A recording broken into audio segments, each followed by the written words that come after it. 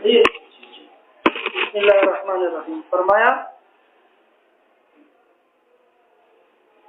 ولما عرف الفقہ،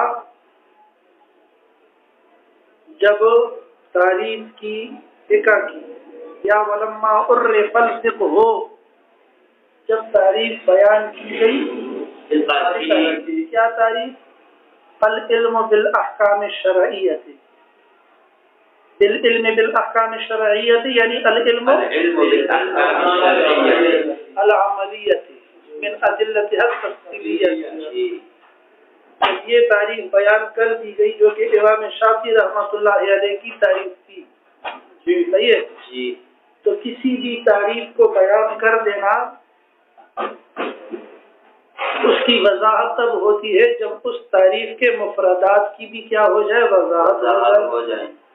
تو اب العلم، الاحکام الشرعیہ، العملیہ، ادلہ تفصیلیہ، یہ کیا ہوتے ہیں؟ ہر ایک کی وضاحت کی کیا ہے، ضرورت ہے. توجہ ہے. تو کہتے ہیں ولما عرف الفقہ، جب تعریف کر دی فقہ کی.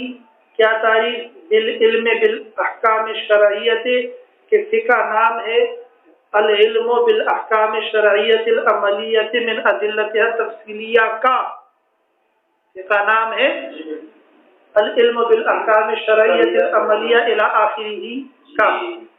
تو وجب تعریف الحکم، وجب تعریف الحکم، تو ضروری تھی تعریف کس چیز کی؟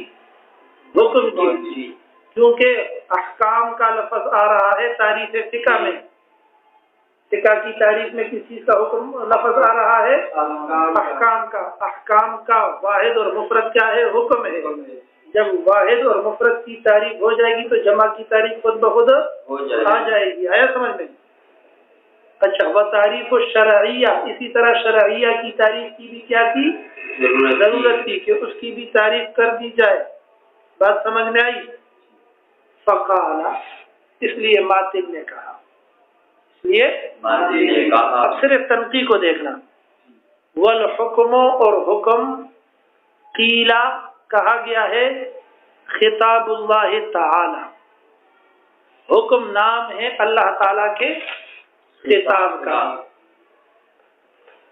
المتعلق، جو متعلق ہوتا ہے بالاقتضاء، اقتضاء بافعال المکلفین، جس کا تعلق ہوتا ہے مکلفین کے افعال سے. بالاقتضاء، اقتضاء کے ساتھ یعنی طلب کے ساتھ. اب تخییر، یا تخییر اور اختیار اور مرضی کے ساتھ. وقد زاد الباس اب الوضع، اور بعض نے اب الوضع کی قید کا کیا کیا ہے؟ اضافہ کیا ہے، زیادہ کیا ہے. کیوں کیا ہے؟ لیدخل الحکم بالسببیت والشرطیت، تاکہ داخل ہو جائے حکم بالسببیت اور حکم بالشرطیت ونحوہما، اور حکم بالعلیت والمعلولیت وغیرہ. جی یہ ہوا تنقیح. تو جو ہے اب یہاں پر سوال یہ ہوتا ہے کہ حکم کی 3 تعریفیں پہلے بیان ہو چکی تھیں. صحیح ہے جی. اگر آپ کو یاد نہیں ہے تو پہلی تعریف تھی حکم منطقی. صحیح ہے جی. نام ہے اذعان اور ایقان کا. سمجھے؟ جس کے بارے میں کہا وَهُوَ لَيْسَ بِمُرَادٍ قَطْعًا، کہ یہاں پر حکم منطقی بالکل بھی مراد نہیں ہے. دوسری تعریف کی تھی تعریف حکم کی اصطلاحی عرفی. اسناد امر الی آخر، یا اسناد امر الی امر آخر، جس کو ترجیح دی ماتن نے بھی اور خود تفتازانی رحمۃ اللہ علیہ نے بھی. پھر حکم کی تیسری تعریف یہی کی خطاب اللہ تعالی المتعلق بافعال المتعلق مکلفین بالاقتضاء اب التخییر یا والتخییر، دونوں کا ایک ہی مطلب. 3 تعریفیں کر دیں. پھر قیودات میں کچھ گڑبڑ تھی تو وہاں پر بحث بھی چلی کافی ساری ماقبل میں. توجہ ہے کہ نہیں ہے؟ کہ کون سی تعریف یہاں مراد لینا بہتر ہے. شارع نے دو ٹوک کہا کہ تعریف سب سے بہتر وہی ہے جو کون سی ہے؟ اسناد و امر الی آخر والی. صحیح ہے. ماتن نے کہا تھا کہ حکم کی یہ والی تعریف اس کی بھی کیا ہے؟ گنجائش ہے. اس پر اعتراضات بھی آئے. توجہ ہے کہ ادھر افعال مکلفین ہے ادھر عملیہ ہے. تکرار آ رہا ہے. یہ ساری بحث گزر جانے کے بعد ماتن کا یہ کہنا کہ والحکم قیل خطاب اللہ، دوبارہ 6 معنی دارد. یہ تعریف تو پہلے بیان ہو چکی ہے. اعتراض سمجھے؟ پھر اس سے بھی عجیب بات یہ ہے کہ قیلا کیوں کہا؟ کیا قیلا کیوں کہا؟ توجہ ہے کہ نہیں ہے؟ والحکم خطاب اللہ تعالی، والحکم خطاب اللہ تعالی. سوال سمجھا؟ جواب بالکل آسان ہے کہ معترض کا جواب اعتراض قلت تدبر فی المتن کی وجہ سے وارد ہوا ہے. معترض نے جو اعتراض کیا ہے وہ کس وجہ سے وارد ہوا ہے؟ متن میں تدبر کی کمی کی وجہ سے. یعنی غور کیا ہی نہیں اور اعتراض چھاڑ دیا. اور دنیا کا سب سے آسان کام اعتراض کرنا ہے، کیونکہ اعتراض کرنے کا مقصد کیا ہوگا؟ بس ایک بات آپ نے کہہ دی، اب آپ خاموش ہو گئے، اب دوسرا لگا رہے گا صفائی بیان کرنے میں. آپ مزے لے کے سنو، اب جو جواب وہ دے گا اس میں پھر 2 اعتراض اور نکال سکتے ہو آپ. توجہ ہے؟ تو دنیا کا سب سے آسان کام ہی اعتراض کرنا ہے، تنقید کرنا. سمجھے؟ کہتا ہے کہ والحکم قیلا، کیا قیلا تو اس لیے کہہ دیا کہ حکم کی تعریفیں آپ خود کہہ رہے ہیں کہ کتنی ہیں؟ 3 ہیں. تو اس میں ایک تعریف یہ ہے تو قیلا کہہ دیا نا، تو کیا مزاج ہے؟ کیا 3 تعریفوں میں سے ایک ہونے کی وجہ سے قیلا کی، یعنی وہ بھی کی گئی ہے، یہ بھی کی گئی ہے، تو ایک یہ بھی ہے قیلا. صحیح ہے جی. باقی یہ کہنا کہ یہ تعریف تو گزر چکی ہے، پھر دوبارہ اس کو ذکر کرنے کا کیا معنی ہے؟ متن میں خود گزری ہے. تو کہتا ہے کہ آپ نے غور نہیں کیا، یہاں پر تعریف کو صاحب تنقیح نے ذکر کیا ہے ایک اضافے کے ساتھ، وہ ہے ابل وز. وہ ہے ابل وز. آیا سمجھ میں جی؟ کہ تعریف کی گئی ہے حکم کی اس طرح سے بھی کہ حکم کہا جاتا ہے خطاب اللہ تعالی المتعلق بافعال المتعلقین مکلفین بالاقتضاء بالتخییر او الوضع. اس لیے دوبارہ خطاب اللہ. سمجھ میں آیا یا نہیں سمجھ میں آیا؟ سمجھ گئے. دونوں اعتراض ختم ہو گئے نا جی. تو خلاصہ یہ کہ اعتراض کا ورود وہ قلت تدبر فی المتن کی وجہ سے تھا جی. اس لیے اعتراض کیا گیا کہ معترض نے متن کو دیکھا ہی نہیں اور شروع ہو گیا جی. اگر غور سے پڑھ لیتا تو اعتراض نہیں کرتا. سلمانہ سمجھا؟ دیکھو، والحکم اور حکم قیل خطاب اللہ تعالی کہا گیا ہے، یہ نام ہے اللہ تعالیٰ کے خطاب کا. بس حکم خطاب اللہ کو کہا جاتا ہے. کیا حکم خطاب اللہ کو کہا جاتا ہے؟ ہم کی تعریف کیا کرتے ہیں؟ الثناء باللسان علی الجمیل الاختیاری ہے. اصل تعریف کیا ہے؟ الثناء. بس آگے تو قیودات کو بڑھایا جاتا ہے تاکہ تعریف جامع معنی بن جائے. تو حکم کہا جاتا ہے خطاب. بس جی. حکم کہا جاتا ہے خطاب. ٹھیک ہے جی. لیکن لفظ اللہ کی طرف اس کی اضافت کر دی تاکہ باقی خطابات کیا ہو جائے؟ نکل جائے. اس لیے کا خطاب اللہ تعالی پہلے اول ہے تاکہ باقی خطابات سے احتراز ہو جائے. ٹھیک. اچھا جی. وهذا التعریف منقول عن الاشعری، یہ تعریف منقول ہے امام ابو الحسن اشعری رحمۃ اللہ علیہ سے۔ وقال شارح کیا لکھا بل الغزالی، ہاں جی واللہ اعلم، توجہ ہے کہ نہیں ہے؟ فقوله خطاب اللہ تعالی، دیکھو کہتا ہے کہ اب خطاب اللہ تعالی کہنا یشمل جمیع الخطابات، یہ تمام خطابات الہیہ کو کیا ہے؟ شامل ہے، کہ جو رب نے فرمایا وہ اللہ کا خطاب ہے، حالانکہ جو رب نے فرمایا وہ سارے کے سارے احکامات تو نہیں ہیں، اس میں قصص بھی ہیں، اس میں امثال بھی ہیں، جی توجہ ہے کہ نہیں ہے، وغیرہ وغیرہ۔ تو کہتا ہے کہ اسی کو نکالنے کے لیے آگے مزید قیودات کا اضافہ کیا ہے۔ پتہ نہیں سمجھتے ہو کہ نہیں سمجھتے؟ فقولہ خطاب اللہ تعالی، تو کہنا اس کا حکم کی تعریف میں، یعنی باطل کا یہ کہنا کہ حکم نام ہے خطاب اللہ تعالی کا، یہ شامل ہے تمام خطابات خداوندی کو، تمام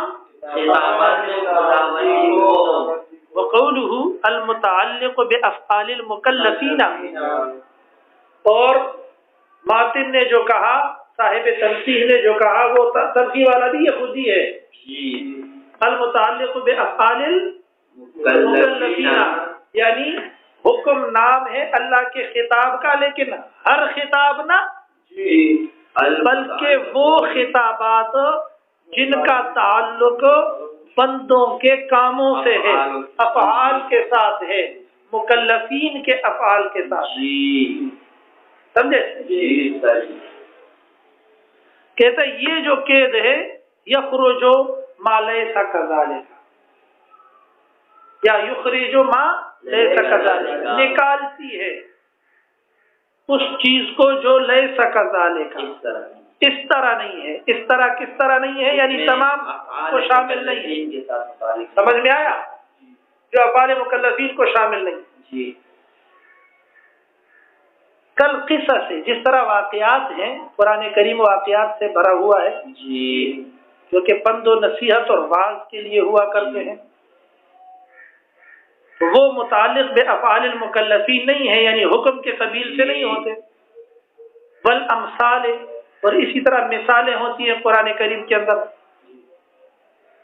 والآیات المتعلقۃ بصفات اللہ تعالی، اور ایسی آیات ہوتی ہیں جس کا تعلق ہوتا ہے اللہ تعالیٰ کی صفات کے ساتھ، کقولہ، جس طرح اللہ تعالیٰ کا فرمان ہے لا الہ الا ہو، اب یہ آیت صفت کی ہے، یعنی اللہ تعالیٰ کی صفت کا بیان ہے کہ معبود صرف اللہ ہی ہے، تو یہاں پر تو فعل مکلف کا سرے سے تذکرہ ہی نہیں ہے، سمجھے؟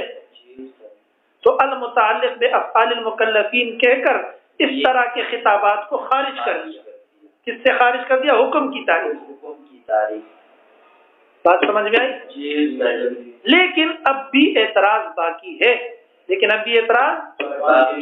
اس لیے فرمایا فبقی فی الحد نحو واللہ خلقکم وما تعملون، یہ آیت ابھی تک نہیں نکلی ہے، یہ آیت ابھی تک نہیں نکلی، المتعلق بافعال المکلفین کی قید لگانے کے باوجود بھی یہ آیت اور اس طرح کی دیگر آیات نہیں نکلی ہیں، کس چیز سے نہیں نکلی ہے؟ حکم کی تعریف سے، ان پر اس آیت اور اس جیسی دیگر آیات کے اوپر جو ہے وہ حکم کی تعریف صادق آ رہی ہے، فبقی فی الحد، تعریف میں ابھی تک باقی ہے، حالانکہ یہ حکم تو نہیں ہے، یوں کہو حالانکہ یہ حکم تو نہیں ہے بلکہ خبر ہے، نہیں سمجھ میں آیا؟ سمجھ گئے استاد عبداللہ؟ نہیں سمجھا؟ کہتا ہے شروع سے بتا رہا ہوں، ادھر دیکھو، کہتا ہے کہ حکم کی تعریف ہے خطاب، کیا؟ لیکن ہر کسی کا خطاب نہیں، بلکہ خطاب اللہ تعالی، لیکن اگر حکم کی اتنی ہی تعریف کریں گے، توجہ ہے کہ نہیں ہے کہ اللہ کے خطاب کو حکم کہا جاتا ہے، تو گویا کہ یوں کہیں گے کہ پورا قرآن یہ خطاب اللہ تعالی کے قبیل سے، یعنی سارا حکم ہے تو خطاب لیکن حکم تو نہیں ہے نا، حکم تو نہیں ہے، سارے احکامات تو نہیں ہیں، بلکہ اس میں واقعات ہیں، اس میں اللہ تعالیٰ کی صفات ہیں، اس میں مثالیں ہیں، اس میں مواعظ حسنہ ہے۔ اب حکم کی تعریف کو جامع اور معنی بنانے کے لیے ہم نے ایک اور قید کو بڑھا دیا، المتعلق بافعال المکلفین، المتعلق سمجھے نا جی، کہ حکم نام تو خطاب کا ہے اور خطاب اللہ کا نام کیا ہے؟ حکم ہے، لیکن ہر خطاب اللہ جو ہے وہ حکم نہیں ہے، بلکہ حکم اللہ تعالیٰ کے اس خطاب کو کہا جاتا ہے جس اللہ کے خطاب کا تعلق بندوں کے مکلفین کے افعال کے ساتھ ہو۔ جب بندوں کے افعال کے ساتھ ہم نے اس کا تعلق بنا دیا حکم، ہم نے اس کو کہا کہ حکم وہ خطاب خداوندی ہے، اس خطاب خداوندی کو کہا جاتا ہے جس خطاب کا تعلق ہر شے سے نہیں ہے بلکہ صرف بندوں کے افعال کے ساتھ ہے۔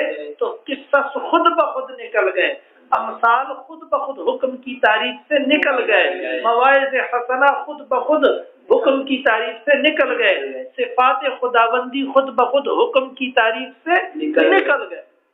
آیا جی؟ لیکن واللہ خلقکم وما تعملون، اس آیت میں اللہ نے فرمایا کہ اللہ نے تم کو بھی پیدا کیا اور تمہارے اعمال کو بھی پیدا کیا، تو المتعلق بافعال المکلفین ہوا کہ نہیں؟ یعنی اس آیت کا تعلق بندوں کے اعمال سے ہوا کہ نہیں، افعال سے ہوا کہ نہیں؟ کیونکہ اس آیت میں یہ خبر دی جا رہی ہے کہ تمہارا خالق بھی اللہ، تمہارے افعال اور اعمال کا خالق بھی کون ہے؟ اللہ۔ حالانکہ آیت میں حکم تو کسی قسم کا نہیں، اقیم الصلاۃ کی طرح، آتوا الزکوٰۃ کی طرح حکم تو کسی قسم کا بھی نہیں مل رہا، صرف ایک خبر دی گئی ہے۔ جی، توجہ ہے؟ فبقی فی الحد، تو باقی رہی تعریف میں یہ آیت، نحو واللہ خلقکم وما تعملون، یہ آیت اور اس کے مشابہ دیگر آیات، مع انہ لیس بحکم، حالانکہ یہ حکم نہیں ہے۔ بھائی اس آیت میں کسی چیز کا حکم دیا گیا ہے؟ نہیں دیا گیا ہے، تو کہتے ہیں فاخرجہ بقولہ، تو اس کو بھی نکال دیا اگلی قید سے، بالاقتضاء، جی، جس میں تقاضا ہو، طلب ہو، جس میں تقاضا ہو، طلب ہو۔ بھائی حکم نام ہے اللہ کے خطاب کا،